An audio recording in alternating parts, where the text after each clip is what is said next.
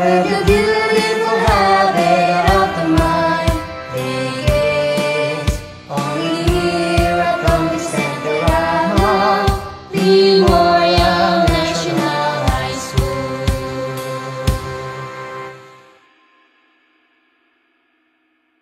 Hello, maayong adlaw natong tanan. I am Marilu Tabal de la Cuesta, your school administrator.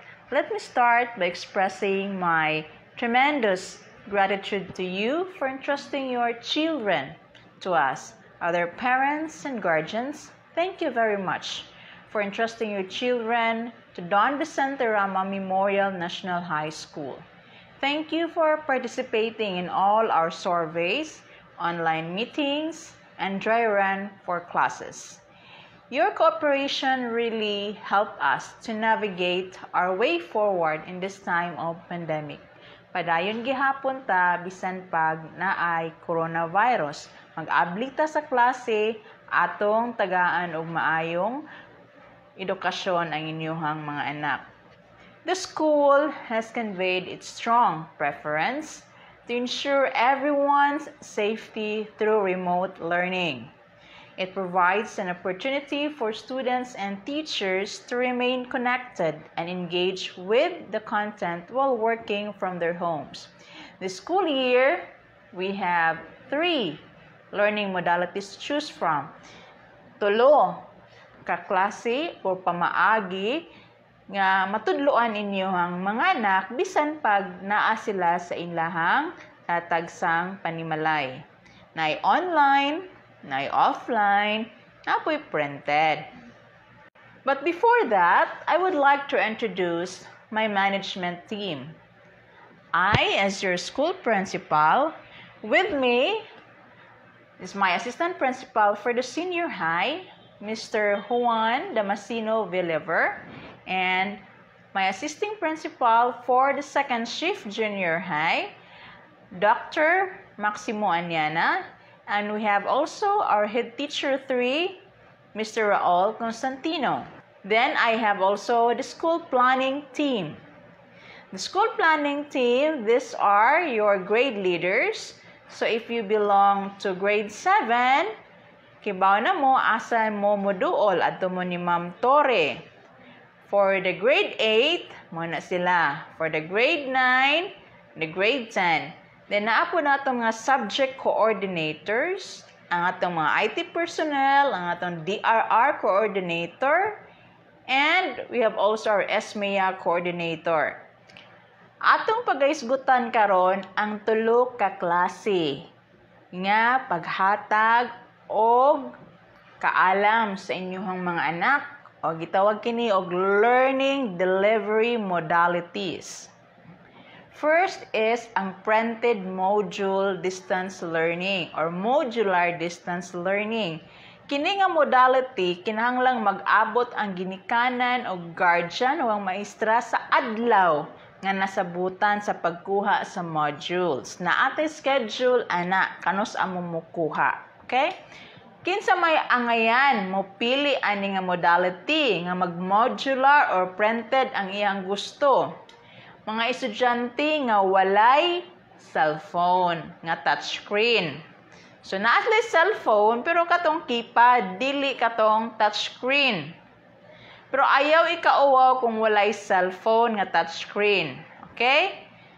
Kay, makakaton gihapon mo pinaagi sa printed modules.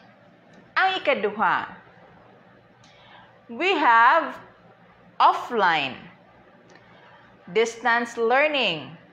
Mao ni ang modality nga dili magkinahanglan og internet connection kada adlaw, pero kinahanglan nga adunay cellphone, laptop or tablet or bisan unsang klase sa gadget nga pwede ma-downloadan sa modules. Ang maestra mohatag og copy nga i-send sa Messenger, FB page or bisan unsang platform nga inyong nasabutan nga gamiton. Walay virtual meeting mahitabo ani nga setup. Ang mga tubag sa assessment ipasa og balik sa maong platform nga inyong gigamit. Arita sa ikatulo. online distance learning. Mao ni ang modality nga nagkinahanglan og stable internet connection. Dili pwedeng data lang. Sa online distance learning, aduna katay tawag og synchronous og asynchronous learning. Unsa man ang synchronous? Dungan ang pagkat-on sa mga estudyante pinaagi sa gitawag og video conferencing. So, pwede mo gamit og Zoom, Google Meet, og uban pa. Depende na unsa ilang sabutan sa ilang maestra o maestro. Buti pasabot, naay adlaw nga mag-video call ang mga estudyante og maestra or maestro, pero dili kini kada adlaw mahitabo. Ang uban nga adlaw itagana para sa pagtubag sa mga assessment ug pagbasa ug pagtuon. Okay? So, mao na tong tulo. Hinaot na sabdan. Sa Don Vicente Rama, natay gitawag nga mga programs. Tan-aw na to kung asa inyong bata na belong. First, we have regular classes. So, junior high school, grade 7 to grade 10, we have regular curriculum. Naputay mga special program. Kay giingon nga special program, special pod ang atong mga panginahanglan ani. Dili sila regular. Tapos taas-taas pod ang ilahang oras para sa pagkat-on. Special science program, nag-offer ta ana. Junior high school, grade 7 to grade 10. Special program for foreign language. So, naatay programa nga makakatun ang bata og Spanish. That's grade 7 to grade 10. Naputay special program for the arts. Grade 7 to grade 10. Kinsa maning mga bataa ang moapil ani? Nag-talent test na ta. So, ang mga bata nga katong na ay talent sa pagsayaw, pagkanta, pag-drawing, atong isulod sa special program for the arts para mas manindot pagid ilahang mga kahibaw ug talento. Naputay senior high school. Ang atong senior high school, grade 11 and grade 12, ay academic track, naputay TVL, naputay arts and design. Pila man ka oras kung mag-online ang bata? So, mani atong pagkahisgutan karon. Schedule and duration of the school day. Kung naka-online imong bata, sa unang panahon, wala pa ang pandemic, ang bata naana sa eskwelahan 8 hours. Minaw siya sa iyang teacher, mo-interact sa iyang mga classmate, na siya sa classroom. Karon, kung ang bata nipili siya online, ang iyahang oras is 3 to 4 hours for all subject. Sa usa ka adlaw, expose siya 3 to 4 hours for all subject. Pero kada subject, amo na nang gisabutan nga at least 20 minutes only. So 20 minutes to 30 minutes. Mo na gitawag nato synchronous learning session. So again, ang synchronous, magkita sila online sa teacher o sa bata. So, subject nga Math, English, and Filipino, naatay 2 synchronous session in a week. Sa subject nga MAPE o TLE, 2 synchronous sessions in a week. Ang atong ASP and AP, 1 synchronous session in a week. So, meaning, sa usa ka semana, sa iyang subject nga adaling panlipunan, magkita sila online sa iyang teacher o sa iyang mga classmate. On the rest of the days, pwede sila mag-communicate through Messenger, Facebook, or unsa ilang magisabutan nga adto sila mag-communicate. Kung offline ang bata, ready and available atong teachers 6 to 8 hours a day to receive messages o unsa ilang mga wala masabti sa ilang modules, kano sa ilang schedule sa submission. And then kung printed, natay schedule ana sa atong pag-distribute and retrieve sa modules. So, asa man kwaon ang atong modules ato ng pagkahisgutan sa unahan. Sa ato karong sitwasyon, naagihapon may sa eskwelahan as support system. First, we have wellness check-in by the class advisor once a week. So, naana sila ay magkumustahay sila, mag-sharing sila mga challenges, sa ilang excitement during sa ilang klase. Naapod ang atong mga guidance counselor ready nga mo serbisyo nila twice a month, more than twice a month. Depende na sa gi-prescribe sa modules. First, we also have wellness check.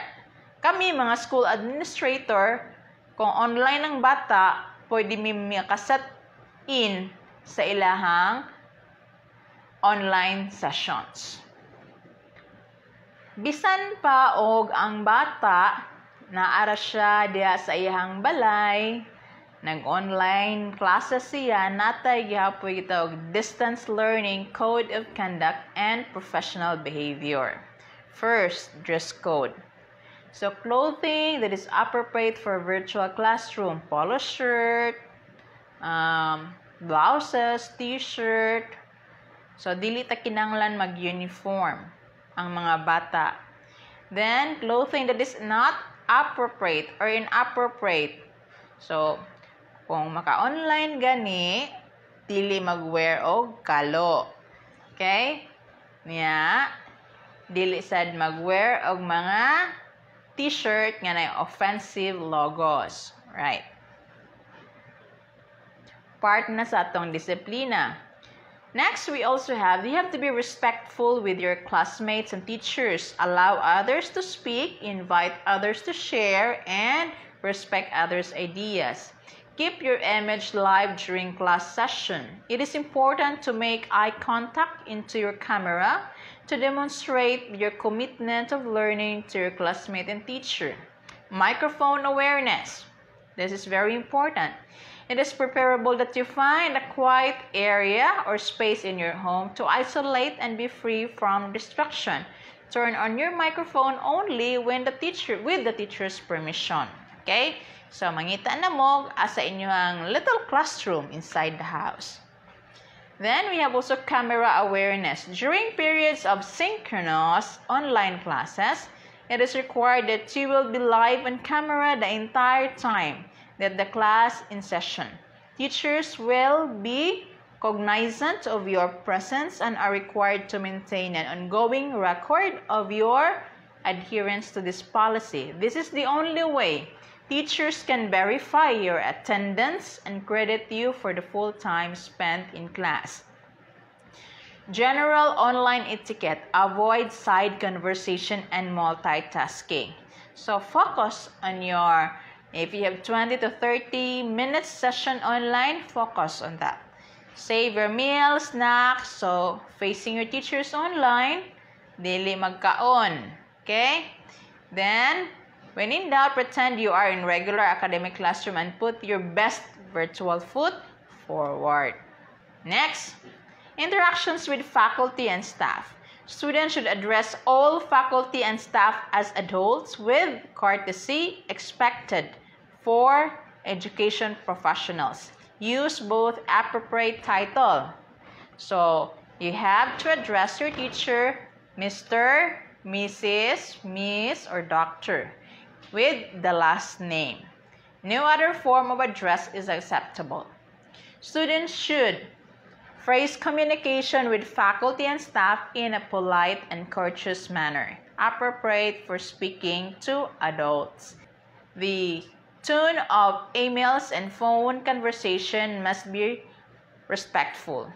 Since our online environment is a learning environment, students should not use excessive slang or language that might be used in other environments. Students should not use obscene, profane, threatening, or disrespectful language or images in any communications with faculty and staff. These actions are prohibited. Now, let's move forward. First, we have this one, interactions with other online classmates. So, you see your classmates online when you have your synchronous session. All communications with other online students in any forum, email, discussion, etc. must be polite, respectful, and a course-related nature. So, dili lang mo diya magtabi-tabi nga walay labot sa inyong klase. The integrity and authenticity of student work is something that we take seriously and track using variety of technologies. Do not collaborate with other students' work in your assignment unless directed to by your teacher. Working together is useful in the traditional classroom, but it is not permitted in our online environment without specific teacher instruction to do so. Parents may not log into a student account and complete coursework on behalf of the student. Students are not to use obscene, profane, threatening, and disrespectful language or images in any communication with other students. Respect is always be remembered. Respect your classmate, respect your teacher. Appropriate use of the internet. Protect your privacy and that of the others. Only uploading or using images where you have permission from people in those images. So, not giving out your passwords. Protect and respect the hard work of others by only uploading images, music, videos, or other digital content that is created by you or is not subject to copyright, and follow copyright procedures when using any digital content. Ask permission and cite sources. So if you have problem online, you need help, you can ask your teacher. Feel free, whoever is being threatened by online activities. If you feel that your classmate has a problem, you can share it with your teacher. Feel free. Come across websites that are not appropriate for your school or project. Feel uncomfortable by something which someone writes or makes. You have to tell your teacher about it. A note on data privacy and protection. Don Vicente Rama Memorial National High School upholds each student privacy and the policy of the Department of Education on child protection, not just in the normal school setting, but most importantly, in the online learning platform. Sessions online will be recorded for security and future reference, if necessary, and only with the permission from the school authorities. Student personal data, images, and other academic performances, including videos, will only be collected for official school and academic purposes and will not be uploaded anywhere in the web. Naatay mga kasagarang pangutana gikan sa mga atong online dry run online classes last week, no? How often they will be online? First, a total of 3 to 4 hours in a day. So for grade 7 to 8, a maximum of 2 hours synchronous session per day with 20 to 30 minutes per subject. Unsay online platform gamiton? As agreed by and with the subject teacher, it could be Google Meet or Zoom. Then, how to get the printed modules? There is a procedure in getting the modules in the succeeding presentation. How do we allow shift of modality? Meaning, kung ang bata makapalit na siya og cellphone nga Android or smartphone, pwede ba siyang mabalhin og online? The answer is yes. Pwede pa po siya mabalhin og lain, mag-offline or printed? The answer is yes. Who can get the printed modules? Parents or guardians above 22 to 59 years old. So, guardians and parents 22 to 59 years old with quarantine pass and valid ID. Is wearing of school uniform required? The answer is no. Any appropriate clothing for online classroom would suffice. So, ato itong una-unaon, atong hinumduman, atong dress code. If the parent cannot get the module within the week, will it still be available? Yes. Do teachers use the same modules for 3 modes of learning? The answer is yes. Schedule of releasing the printed modules.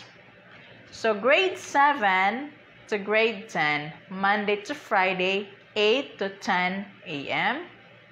Then, balik na pud mi, kay in between that time, mag-disinfect sa area, 2 to 5 p.m. We will use the FISHI, First High School for the Hearing Impaired Activity Center.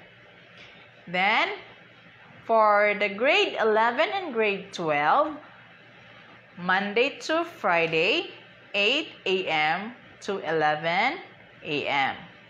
Then, balik na po tayo kahapon, 2 to 5 p.m. at the BSP Activity Center. So, near sa ato ang gate. Unsa may mga standard procedure for printed modules distribution. First, wash hands or get some alcohol or disinfectant. Step 2, upon entry at the FISHI Big Gate sa First High School for the Hearing Impaired, clients must present a valid ID together with their quarantine pass or a POR ID. You have to step on the foot bath. Submit yourself for temperature check. Note that only clients 22 to 59 years old will be entertained. Step 3. Sign up the contract tracing form and client lag sheet using your own ball pen. Reminders, you bring your own ball pen. Step 4. Proceed to the distribution booth. Then step 5, upon receiving the modules, sign the monitoring checklist. Step 6, disinfect hands upon exit. We have to be reminded of some health protocols. First, face mask and face shield will be required to all personnel and clients. Physical distance from one client to another must be at least 1 meter. Control of client entry, only 10 clients inside the distribution booth. So you will have to wait outside. Some of you might wait outside. Booth bath, alcohol or disinfectant, and hand washing area are in place. Daily disinfection of module distribution area will be implemented. If you have any concerns, please let us know any concerns you may have. And I would like to thank you. Thank you for your support. Together, we will always look after a brighter future for your children, and we will help each other that they will continue learning despite this pandemic. Thank you very much.